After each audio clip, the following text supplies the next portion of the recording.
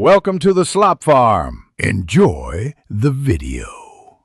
You start now, remove the batteries or detach the rechargeable pack, and replace with fresh cells or a fully charged pack so power isn't the variable. Once done, power cycle the Xbox by holding the front button for 10 seconds, then wait 30 seconds to clear transient USB and Bluetooth states. Next, unpair the controller by pressing the small pair button for 3 to 5 seconds until the guide light blinks. This forces a clean handshake when you reconnect, reducing previous connection garbage. Now plug in a reliable USB-C cable directly from controller to console. Cheap or charging-only cables block data, so use one that supports transfer. You will see the controller as wired. Open the Xbox Accessories app to check and install any controller firmware updates. Updating fixes invisible radio bugs.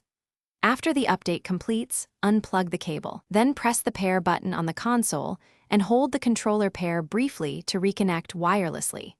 This sequence ensures the controller uses the new firmware. Finish by optimizing the environment.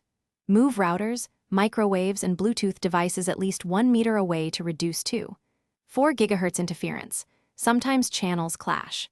If problems persist, test a different controller or sign into another profile. This isolates whether the controller hardware or your account/settings cause disconnects. As a last resort, factory reset the controller by holding pair and menu for 10 seconds to clear internal states. If it still drops, suspect hardware.